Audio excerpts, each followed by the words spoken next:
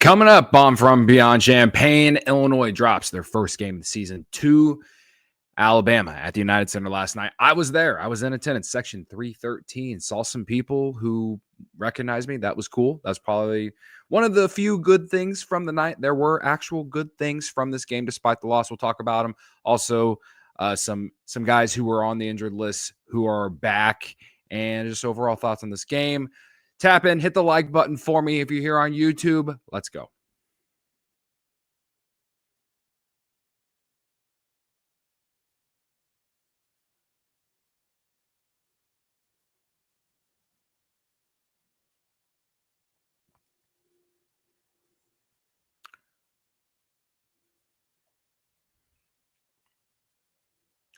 This is From Beyond Champaign, episode 9, season 3. Welcome in. Illinois loses 90-86 to the Crimson Tide. Nate Oates, one of the best coaches in the country. He showed it again last night at the United Center. Brad Underwood gave him a good run for his money, I suppose. But overall, disappointing night. Not fully disappointing night. I think there's good things to take from this game. I'm not going to say it was one of those moral victory games because there is a standard here. But if you want to look at it glass half full, I think this is a game that is perfectly fine to do that. All right. Before I go any deeper, hit the like button, please. Hit the subscribe button, please. I said please. That's the least you could do. Went over 900 subscribers here on the YouTube channel the other day, I think 2 days ago. So I want to start by saying thank you to everyone who has subscribed. Follow me on Twitter here over the last couple weeks. The follower count is starting to grow on my Illini Twitter account. You can follow me at Cody_Illini. It helps when there's games going on. It helps when there's people talking about Illinois basketball. I started the account in like May. No one's talking about Illinois basketball, so it's kind of hard to grow when no one's talking about it. Perfect timing, yeah.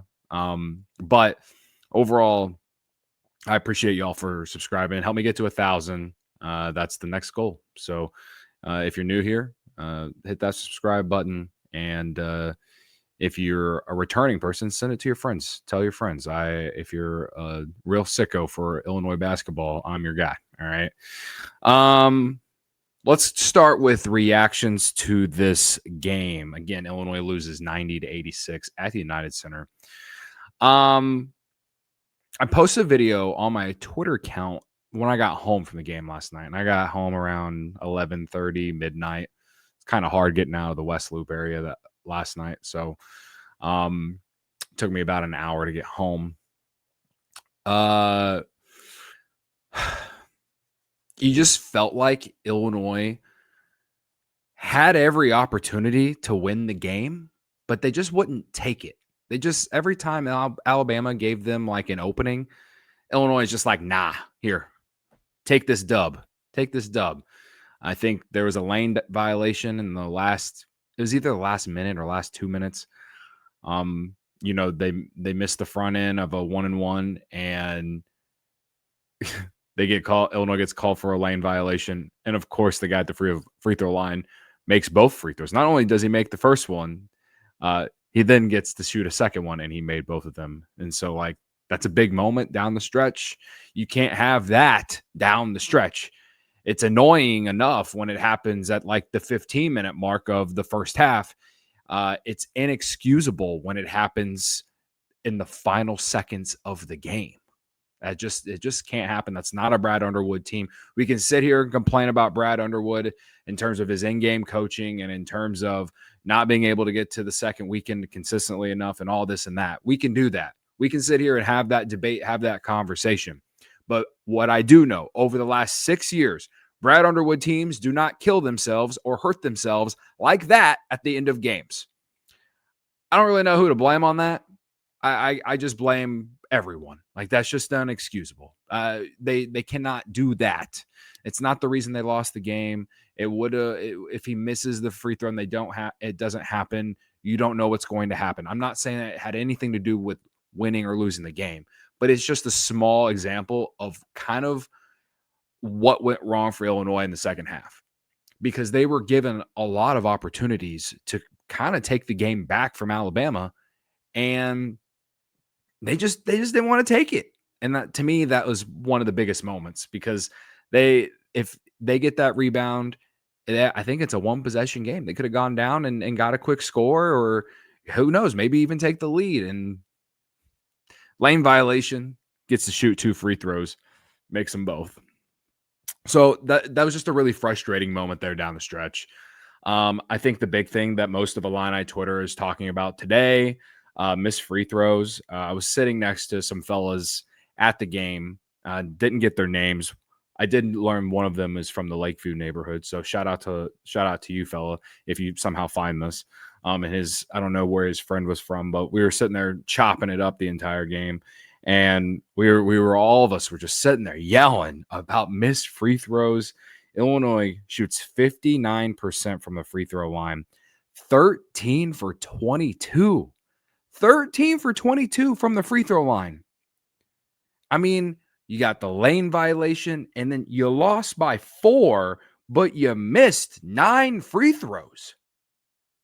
Again, you had every reason to win this basketball game. You had every reason to win this basketball game. And that is why it's incredibly frustrating on one hand that they lost. But like I said, Alabama tried to give it to them, and Illinois is just kind of like, nah, take this dub. We don't like to win at the United Center. Not only did we not want to play here for like 7 years, we don't want to win here either. All right. 59% from the free throw line. They shot 42% for the game. They shot in the high 30s, what felt like most of the game. They hit some shots late. I don't know if it's because Alabama's defense just was like, they went into a mode of like, we'll give up 2s because we don't want to give up the 3. Because Kylan Boswell had a couple drives to the basket, getting downhill, him and Andrej Stojakovic in the last couple minutes, that kind of, gave Illini fans some hope. Yeah, they were right. They kept him right there, but it almost felt like Alabama's defense was just like, we're going to give up 2s, but not 3s. And in the end, it worked out. So the point is it felt like they shot below 40% most of this game. At least let's just call it from the 8-minute mark of the first half to, I don't know, let's call it the 5-minute mark of the second half. I would say they probably shot in the 30, anywhere from 30 to 39% from the field during that time period. Yeah, I mean, and then the other thing, and this is something that everyone thought that they were going to, kind of dominate, rebounding. Alabama got torched in the margin for rebounding against Purdue. It was like, what? They were like minus 28 or something like that. That was the rebounding margin against Purdue. Like Purdue had like 50 some boards. They had like 20, 28, something like that. Illinois had 40 rebounds in this game, and Alabama had 37. You won the rebounding margin, but not like everyone thought you were going to. Everyone thought you were going to own the glass because you've been one of the best teams on the glass since the beginning of last year. And I know this team isn't exactly the same as last year's team, but you have owned the glass early on this season. You owned the glass last year. Brad Underwood, like, emphasizes rebounding in pregame, postgame, all the time. Rebounding is one of the key parts of this Illinois team and its success. And the margin was 3. Now, I will say you had 14 offensive rebounds, and that's good. That's good to see, but that margin's got to be bigger if you're going to win this game, especially if you're going to have 9 missed free throws and a lane violation, which might as well be listed as a turnover. Yeah, the turnover margins, like within the last 30 minutes is when I finally looked at the actual box score of this game. But I am surprised to see the turnover margin is only 1. Like, Illinois had 11 turnovers, Alabama had 10. But they had some key turnovers down the stretch. There was a sequence there, back-to-back turnovers there around anywhere between between the 5 and 8 minute mark, the 5 and 8 minute mark, and there in the second half. Felt like Illinois, I think it got to like within 2 or 3 points, and then Alabama pushed it back to 8 because of Illinois turnovers. So it just, again, it brings me back to what I said. It felt like Illinois had every reason to win the game. Every chance was given to them, and they just didn't want to take it. It is what it is. We'll talk big picture towards the end, but, it's not the end of the world. It's the first loss of the year. You played one of the top teams in the country. And yeah, they lost to Purdue at home. Purdue's a national title contender. Purdue's I was surprised when Purdue was a 3-point underdog, even if it was on the road at Alabama. They got a National Player of the Year contender on their team, on top of TKR and Fletcher Lawyer, and they're just as experienced as this Illini team. They are considered if not number one, they are a top 3 or 4 national title contender if you made a list. So for anyone who's like, they lost to Purdue, so we should handle Alabama just fine. It's like, no, it's the only thing that you could have taken away from the Purdue-Alabama game is that this team should have rebounded better against this Alabama team. That's the only thing that I took away from that game going into this game, and then sitting and digesting this game. I felt like Illinois should have rebounded better, and if they did, despite the missed free throws, despite some bad turnovers, despite missed free throws, again, I just want to emphasize the missed free throws. They should have won this game if they had just done all the little things. So, I guess what I'm saying is I still think that Illinois is a top 5 team in the country, and I would take this squad against anyone. You give me this squad against Purdue next week. If we get to go play Purdue in a week, I'd take it. I'd rather wait until whenever they play them in the Big Ten play, because I think the team will be better by then. But the point is I love this roster. I love the way this team plays. And there is something about this team that makes me feel different than past years. And I know in past years, especially the last 3 years, I have definitely been more on the optimistic side than most years. But I love the culture that is at Illinois, and that is why I believe in what they're doing. You can call it me glazing Brad Underwood all the time. You can call it me, being blinded by all the propaganda that they push. At the end of the day, this team still has more wins in conference the last 6 years than anyone in the Big Ten, which is considered one of the best conferences in college basketball year in and year out. They have had a winning record in conference each of those last 6 years. So I know this is a non-conference game, and I know I kind of just moved to the big picture thing, but I am also saying that this game is not the end of the world. Because they lost this game, it's not the end of the world. Now, I will say that it is kind of similar to how I felt after the Alabama game last year. The difference is this team is significantly better than last year's team.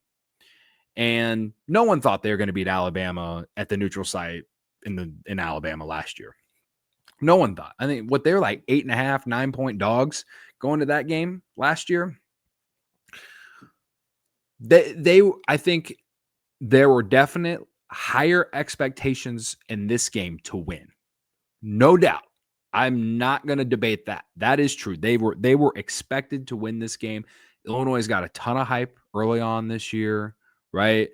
Ken Pom putting them top 5 in their rankings. I think Torvik has them really high in the rankings. Hell, they just got put in the top 10 of the AP poll, even though the AP poll sucks. They should be higher than Michigan in the AP poll, whatever. The point is this team, there is something about it that I still really, really like. And I think that what's similar about this game compared to the game against Alabama last year is that I thought it was a great experience for guys like David Merkovich and Keaton Wagler. And I think that getting Mihailo Petrovic on the court finally, and then him actually showing positive signs and being a real asset for the team is huge as they play some of these mid-major schools ahead to get him some confidence.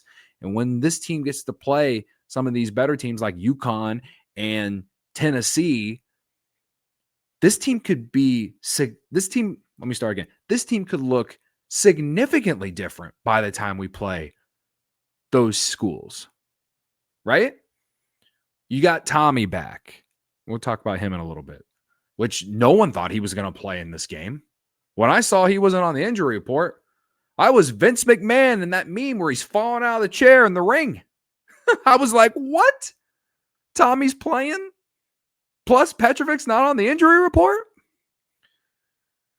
So this game showed that they need all these guys to get some run. They need to develop more chemistry.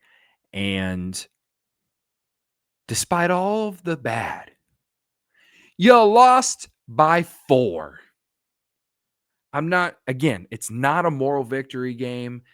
We have a standard here. Winning is winning. Losing is losing. Yes. But it is also November 20th, brother. What do we want Illinois to be doing at the end of the year? Playing their best basketball of the season. We do not want them to peak in November. We want them to peak in March. All right. And to get to them peaking in March, you got to find a way to win some of these games in non-conference, learn some things about your team along the way, and then also show that you are worthy of being a top 3 or 4 seed in the NCAA tournament. That is what you have to do. So, yeah, you got to win games. You got to take games and win them. You got to take games that you probably shouldn't win and win them, right? And the losses that come along the way, you try to take something from it and learn from it. Do I sound like a coach? Do I sound like a coach? Let me know. I'm talking it out. With anyone, I don't think Illini fans are like up in arms, ready to put Brad on a rocket ship straight to the sun. I don't think so. I mean, every time Illinois loses, I see on Illini Twitter someone's complaining about Brad. And we need to we need someone else, or that he's always going to hold this team back. Blah blah blah bullshit. All right, I see that, and like you're entitled to your opinion, but I also think that there is perspective, and perspective, especially after this game, when it is November 20th, is important. Okay. Before we move on to talk about the guys that I just mentioned, we gotta talk about Andrej Stojakovic. Andrej Stojakovic. We'll start with the good.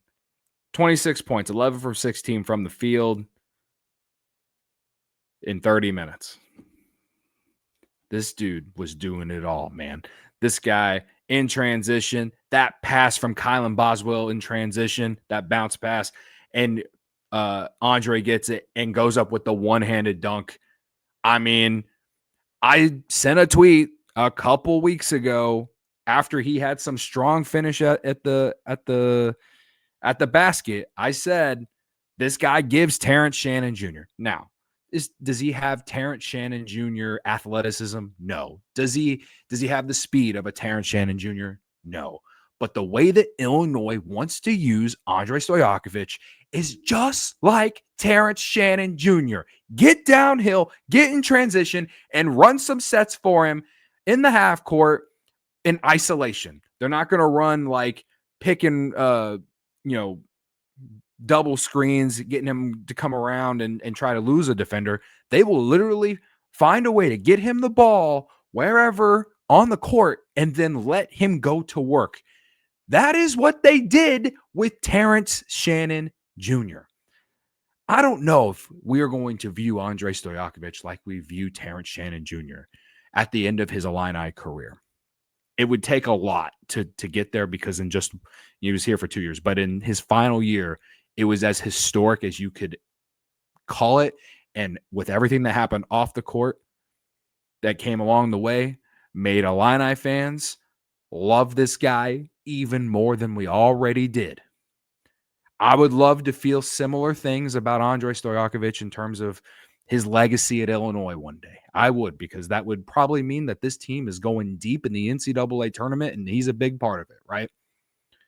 But as far as a type of player, in terms of what Illinois wants to do, Andrej Stojaković gives a lot of Terrence Shannon Jr. The guy can just straight up hoop. He can put the ball in the basket however he wants, getting downhill, shoot the three, get him post up at the top of the free throw line, high post, as the ball knowers would call it, and break a guy down and get to the basket. That is what he did all night against Alabama, and let me emphasize, they had no answer for Andrej Stojaković.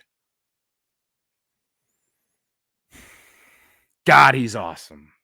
And I was sitting at the game last night, and I think it was around halftime. I learned this, and I tweeted this out, and I wish it would have gone viral because I just think it's hilarious. But I looked up the last time a Stojaković played at the United Center. All right. Of course, that would be Peja. And I'm about 95% sure that this is true because there hasn't been another Stojaković in the NBA. I'm pretty sure. Someone correct me if I'm wrong. All right. But I tweeted this last night.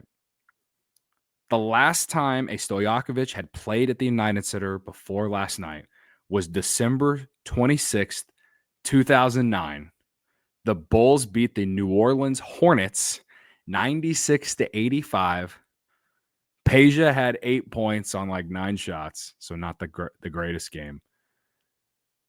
Joakim Noah for the Bulls had 17 points, 18 rebounds, and 4 blocks. So one might say that's a hell of a rebound performance for the Stojaković family at the United Center. If that is true, someone confirm. I am pretty sure that is the last time a Stojaković had played at the United Center, which was, again, December 26, 2009 against New Orleans Hornets, 96-85. What a score. That's like what the score is at the end of third quarters now in the NBA. Anyway, just a fun little factoid for y'all. We are 23 minutes in. Please hit that like button. And I would love to know you guys' thoughts on this game. All right. We mentioned Andrej Stojaković. He's a fucking dog. All right. Kylan Boswell. I said 2 episodes ago, I said that this team goes as Kylan Boswell goes. All right. This team goes as Kylan Boswell goes. And I think he had like 2 points at halftime, and they really didn't need him to score a bunch, in the first half. You had a good first half overall offensively. I think you cooled off going into halftime, but you had some guys come in and give you some energy, right? But second half, it was a script flip in the second half. But Kylan Boswell is the only one who showed up to start second half. And he made some big shots down the stretch in the final minutes. 22 points on 8 of 18 shooting. 4 rebounds, 7 assists in 33 minutes. All right. 0 for 4 from 3. That's probably his one flaw. The one missed free throw he had was at the very end of the game. Probably didn't matter by then, but it just felt like, the game's over the moment he missed that free throw. Only had 1 turnover. I should have mentioned Andre, 5 turnovers, 3 missed free throws. Like, if there's anything to complain about Andrej Stojaković, the 3 missed free throws, and he had 5 turnovers. So valuing each possession, he talked about it himself in post game with the media, and I respect that. He acknowledged that he's got to value every possession better, and that's all I can do is respect it. So, to me, the two stars of this game are Andrej Stojakovic and Kylan Boswell, at least for Illinois. My two like what the fucks of this game are probably Zvonimir Ivicic. Probably Zvonimir Ivicic. Yeah, I think. He would be one, and then I don't want to put too much on Tommy, but he didn't look good in this game. But we knew he probably wasn't fully healthy, but he gave it a go, and I can give him some respect for trying to help the team. So I'm not going to give it to him, but Zvonimir didn't have a good game. And listen, they're freshmen, but I felt like Keaton Wagler just didn't really give you much tonight or in this game. He played 36 minutes, had 8 points on 9 shots. 1 of 4 from 3. He missed 2 free throws, 3 of 5 from the line. Again, missed some free throws. They all add up. Only 3 rebounds, 1 assist, and he had 5 fouls. So he fouled out. No turnovers. I guess one little positive for him, but this is now 2 games where the star freshmen that we're all really excited about, David Mirkovic and Keaton Wagler, where I think Merk was definitely better in this game than he was against Texas Tech, but this was the game where Keaton Wagler, he's playing at the United Center, the house that Michael Jordan built, the house where some of the greatest basketball players in the world have played and continue to play. And he's playing in a game starting as someone who was under-recruited, someone who no one really talked about, and someone who I didn't know how many minutes this guy was going to play this year. He played himself into a starting role. It helped that Petrovic wasn't healthy to start the year, all these things, but he's played himself into this position. And I don't know if it was the moment that got to him. Maybe it was. He's a freshman. But on one hand, I can sit here and say this will be good experience for him. On the other hand, if he's going to start and play 36 minutes, you need more. If you're not going to hit shots, like, we need you to do more to impact the game. Yeah. I just felt like he looked like a freshman in this game. I don't really know how else to explain it. He just looked like a freshman to me. And you want me to criticize Brad a little bit? Like, he didn't have much in this game, and he played 36 minutes. I mean, I guess in many ways, it's like, who else is he gonna play in that role, right? Like, Jake Davis gave you nothing. Hell, he was only on the court for 2 minutes. Jake Davis, like, Brad Underwood doesn't have confidence in Jake Davis right now. And Petrovic just coming back. Yeah, I don't know. Maybe you have to play him. Maybe you do. Brandon Lee being out, that doesn't help either, right? So Brad openly said in postgame too, like, he's playing Kylan and Keaton Wagler too many minutes right now. Part of that is because Brandon Lee is hurt. So hopefully he's back soon. I know he's started to begin practicing. Got to get his conditioning up. Got to make sure he gets into full practices. All these little things, right? But I think everything Keaton Wagler has given Illinois so far is wonderful and awesome, and it makes me excited, and it makes me want to celebrate this coaching staff and how they recruit and all these things. And I think that Keaton Wagler will be better as the season goes along. But one can argue that the moment got in the way here with Keaton Wagler. See how he responds in the next game. All right. So Keaton Wagler and Zvonimir Ivicic. Didn't really say too much about Zvonimir other than the fact that he went 1 for 5 and his one make was a 3. He had 3 rebounds. One of the tallest guys on the court, 3 rebounds. And there were multiple times where he got rebounded by Alabama. I felt like he brought no energy to this team, and he looked like the guy that everyone criticizes. That he looked like the guy that everyone criticized at Arkansas and at Kentucky. Dude, if you're not gonna hit outside shots, then do something else to impact the game. Rebound the basketball. Come on. Yeah, I know your brother is back, but they need you to be just as impactful. They're going to need Zvonimir Ivisic to be at least 75% as impactful as his brother is when he's healthy. Zvonimir had some nice games with Tommy out, no doubt. I thought he had a great game against Texas Tech, even though he only played 24 minutes. Matchups are the reason he didn't play much in the second half. But when this team is fully healthy, we're going to go Tommy to Zvonimir. You're going to have an Ivisic out there for 40 minutes. You're thinking you're going to have 2 really talented big men who can shoot the 3 out there at all times. The one thing that Tommy does when he's not hitting the shots, he can pass the ball. He's a great passer. He'll rebound the basketball too.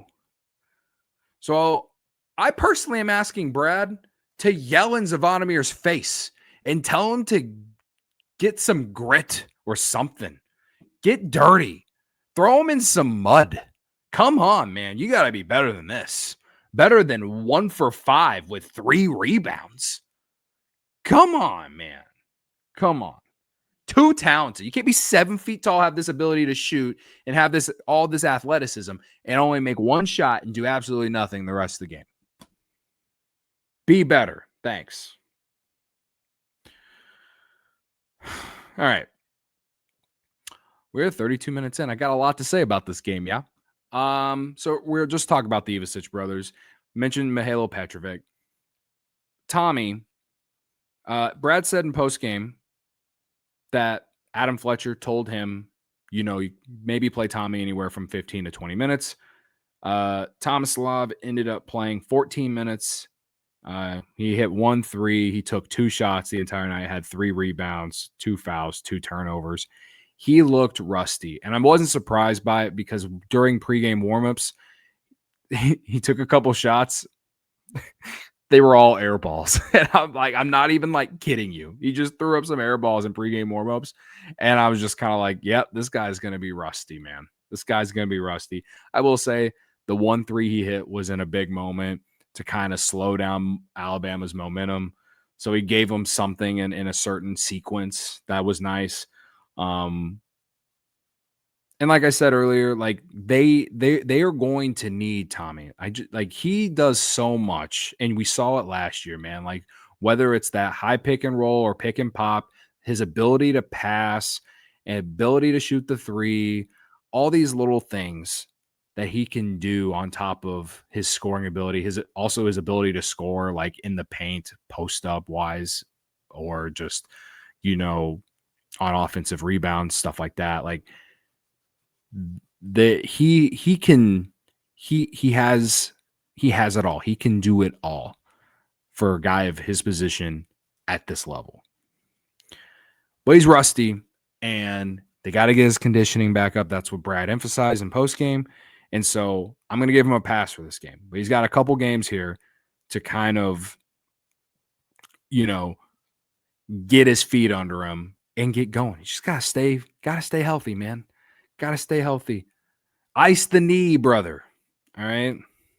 Now, on the flip side, Mihailo Petrovic has arrived, my friends. Mihailo Petrovic didn't play most of the first half, comes in late first half, and he looked comfortable. He looked like, yeah, I'm just here to ball. I'm here from where the fuck I'm from in Europe, and I'm 22 years old, and I'm older than all you kids, all you young bloods. That's what he looked like. He's just like, I'm here to ball, whatever. Mahalo Petrovic took one shot. It was a 3-pointer, and it was like a pull-up, and it looked nice. 12 minutes. 5 assists in 12 minutes. I wonder, but I asked the question to the listeners. Will Mahalo Petrovic be starting with Kylan Boswell by the time we get to the Big Ten season? I love Keaton Wagler. Brad said it, though. He's playing him way too many minutes. He's a freshman. The pressure has to be coming a little bit to him to perform. I feel like if Mahalo's out there, then Kylan won't have to be the full-time ball handler all the time. And I'd like to get Kylan going on some of these double screens, maybe get open for some shots. Because what he's been able to do despite having to be the full-time ball handler has been great. Gets downhill, gets the basket.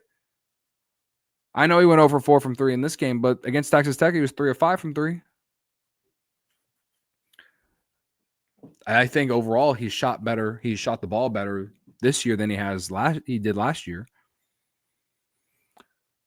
I bear that question to the listeners. Will Mahalo Petrovic be starting by the time we get to the Big Ten season? And that we'll just call that January 1st. Because he looked really good in those 12 minutes, man. He looked really good. He looked like he belonged on that court and was better than a lot of guys out there. So I'm really excited that Mahalo Petrovic is back. And this goes into my big picture / perspective of this game. Like, this was his first game back, and you got the tale of both. You got both sides of the spectrum when it comes to like getting these guys, the rotation set. And that's, Tommy had the knee and, gave it his best go. Wasn't really effective, but he tried to give you something, right? Mahalo makes his Illini debut at the house that Michael Jordan built, hits a 3 in some guy's face, 5 assists in 12 minutes. Okay, brother.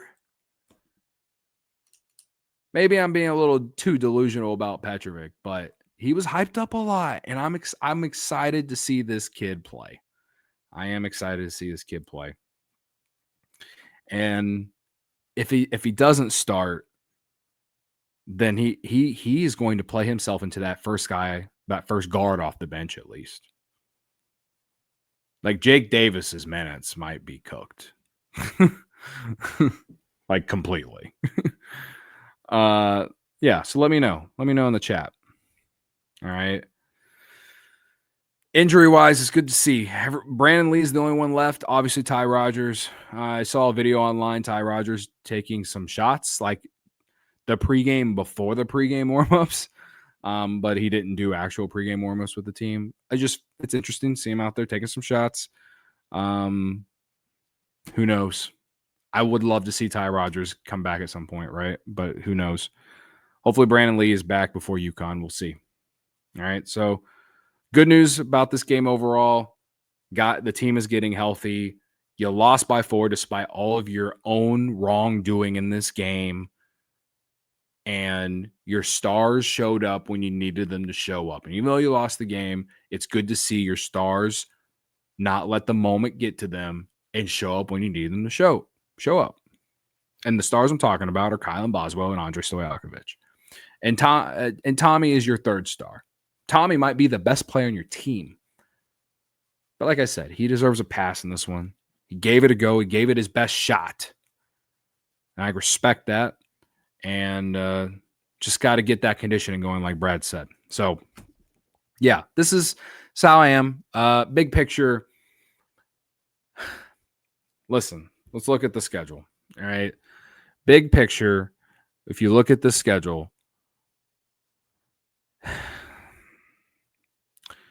big picture, if you look at the schedule, you got Long Island on Saturday at home. It's a good way to get Mahalo back out there. Hopefully Tommy is able to play, get some minutes under him, right? You got University of Texas, Rio Grande. I think that's the school on Monday. So you got 2 games, right? As of this recording, it's Thursday. So you got one more day of practice / off day. You got Long Island on Saturday. You got University of Texas, Rio Grande Valley. I could be completely wrong on what that school is. I'm just reading the, you know what I'm reading. You got 2 games. 2 games against mid-major schools. All right. 2 games Saturday and Monday.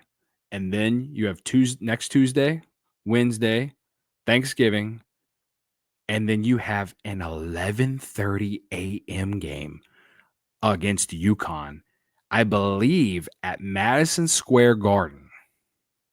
I believe that game is at Madison Square Garden. Yes, it is.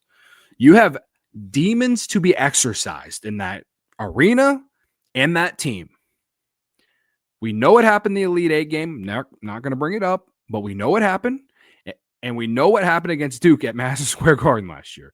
There are demons to be exercised. You have 1 week to get some of these guys more acclimated with this rotation. And let's bounce back and go beat UConn. Why not? This team is that good, in my opinion. This isn't delusion. This Illinois team is good enough to run with this Connecticut team and Dan Hurley, I think. So take what you learned from this game and use it against UConn. You're going to have to if you're going to have a chance to beat them, at least. So, zoom out a little bit more of my big picture. You got Tennessee and Nashville December 6th. I'll be there. Then you got Ohio State. There'll be a tough Big Ten school, Big Ten matchup, whatever. You got Nebraska on December 13th. Then you have the bragging rights game against Missouri. Southern University on December 29th. And then Big Ten play starts on January 3rd. All right. Big picture. You're 1-1 in high major games. So you have UConn, Tennessee, and I'm doing non-conference here. All right. UConn, Tennessee, Mizzou. UConn, Tennessee, and Mizzou out of the 5 power non-conference games. Can this team win 3? Can this team win 3 more? Can they sweep it? That might be delusion. I think they'll beat Mizzou. And they have demons to exercise with Tennessee. They've played them like the last 3 years. They can't beat them. And it's basically a road game. The game's in Nashville. Not a far trip for Illini fans. The entire building will be full of orange. Different shades of orange, but alas, orange. Can Illinois win 2 of the 3 games? Maybe you give UConn your best shot. Maybe you do, but you just can't pull it out. But you beat Tennessee, and you should have beat Tennessee last year at home. Should have. Can you go 2-1 in those 3 games? And then you would be 4-2 in the high major non-conference season. It's not bad. Last year I predicted they'd go 2-2 against the high major non-conference, and that's what they did. I'll ask for 4-2. Give me 2 out of the next 3 high major ones. And then we'll see what happens in the Big Ten. But big picture, I feel good about this team moving forward. I feel good about where this team is headed. There's just so much to take from this game against Alabama that they learned and implemented. And I think Brad and his coaching staff will take some things from this game, and it will be a positive moving forward. I genuinely feel this way. I genuinely really do feel this way. So, all right. I've yapped, rambled on and on for the last 45 minutes. I appreciate anyone who has stuck around the last 45 minutes for this entire thing. Let me know your thoughts on this Illini team right now in the YouTube chat. And maybe I'll read some of them in the next episode. Probably not going to do post game on Saturday. Maybe do a podcast. maybe Sunday. Maybe Sunday or Monday. We'll see. All right. I appreciate y'all's support, man. And I appreciate over 900 subs for something that I've largely done part-time for the last 3 years. And I don't have a name. Like I'm not like an influencer or whatever you want to call this in Illinois athletics space at all. I'm an Illinois basketball fan. That's I like the football team, but am I die hard for them? No, not really. And I didn't go to the school. But I grew up in the 217, man, and this team, this program, it sits very, very high in my heart. All right. So to be able to talk about this and people give a shit about what I'm saying, it means a lot. So if you found this if you found this today, please hit the subscribe button and jump on the wagon for this team, man, because this I am excited. This team is going to be fun to watch the rest of the year. And I'm sure there will be some tough times, just like last night.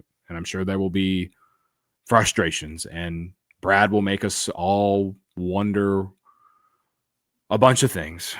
Like, why are we playing Ben Humrickhouse way too much? Even though I'm one of the few people that didn't think Ben Humrickhouse had a bad game last night. Didn't really talk about Ben Humrickhouse in this show, but you know, he had some missed 3-pointers, but he hit some big shots late. And I honestly thought he was way better defensively than either of the Ivasic brothers. I did. So, hey, if you made it this far, those are my thoughts on Ben Humrickhouse. Maybe we can talk more about him in the next podcast. All right. I'll stop yapping. I appreciate y'all's support. I'll see you in the next episode. ILL. Love you guys.